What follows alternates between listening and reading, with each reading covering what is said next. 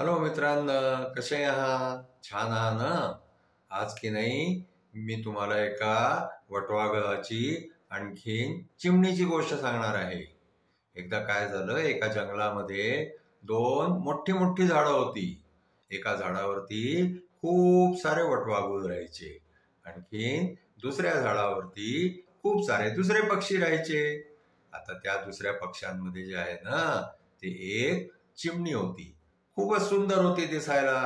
आणि त्या चिमणीचं नाव सुद्धा जे आहे ना, ते सुंदरी होतं. आणखीन ती खूप छान गाणं म्हणायची. पण ती दिवसा गाणं नव्हती म्हणत. आता काय झालं की ते जंगलातले सगळे प्राणी जे आहे ना, त्याचे इतर पक्षी पशु हे त्या चिमणीला म्हणायचे की तू इतकं छान गाणं म्हणती, तू गाणं का नाही म्हणत? तू आमच्यासाठी सगळ्यांसाठी गाणं म्हण. पण चिमणी जी आहे ती सगळ्यांना नाही म्हणायची. आणखीन मग ती चिमणी रात्री एकट्यामध्ये जे आहे ते गाणं म्हणायची. आता हे वटवाघुळांनी जे आहे ते ऐकलं की रात्रीच्या वेळेला चिमणी गाणं म्हणतीये आणि दिवसाच्या वेळेला ती सगळ्यांना गाणं म्हणण्यासाठी नाही म्हणते.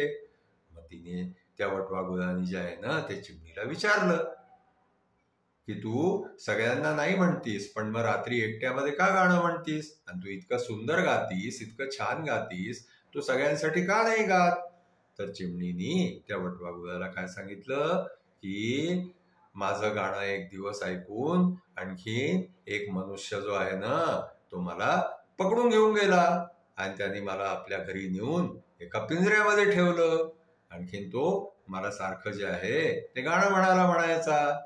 आता काय झालं की मी कसं तरी करून एक दिवस त्या माणसाची दृष्टी चुकवून जे आहे त्या पिंजऱ्यातून बाहेर निघून पळाले.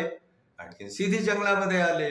तर तेव्हापासून जे आहे ते मी दिवसा गाणं म्हणत नाही, कारण परत कोणी ऐकलं परत कोणी मला पकडून घेऊन गेलं तर, म्हणून जे आहे मी रात्री गाणं म्हणते.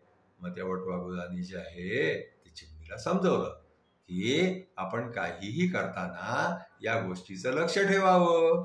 आपल्याला हुशारीने जे आहे ते सगळ्या गोष्टी करता आल्या पाहिजे. आपल्याला कोणी असं तर नाही ऐकते की जो आपल्याला हानी पोहोचवू शकेल, आपलं काही नुकसान करू शकेल. पण तू गाणं म्हणत जा.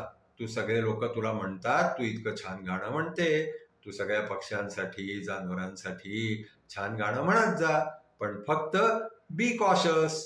तू जे आहे या गोष्टीचं लक्ष ठेवत जा की कोणी मनुष्य तर आपलं गाणं नाही ऐकत आहे, तो मनुष्य तर आपल्याला पकडून नाही घेऊन जाणार आहे, या गोष्टीचं तेवढं लक्ष ठेव.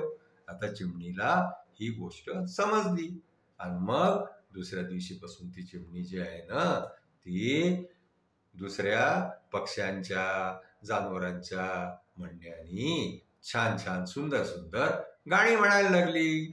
पण ती हे लक्ष जरूर ठेवायची वटवाघुळांनी सांगितल्याप्रमाणे की कोणी असा मनुष्य तर आपलं गाणं नाही ऐकत आहे जो आपल्याला पकडून घेऊन जाईल. अशा प्रकारे जे आहे ते पूर्ण जंगलामध्ये ती चिमणी गाणं म्हणण्यासाठी खूपच प्रसिद्ध झाली. आणखीन ती सगळ्यांना खुश करायसाठी नेहमी गाणंही म्हणत राहिली. तर आजची आपली गोष्ट जी आहे ती इथेच संपली. आपल्याला जे आहे ते नेहमी हे लक्ष ठेवावं की कोणापासून आपल्याला काही हानी न झाली पाहिजे. आता आमची ही गोष्ट तुम्हाला आवडली असल्यास तुम्ही आमच्या चॅनलला लाईक करा, गोष्टीला शेअर करा, चॅनलला सबस्क्राईब करा. थँक्यू.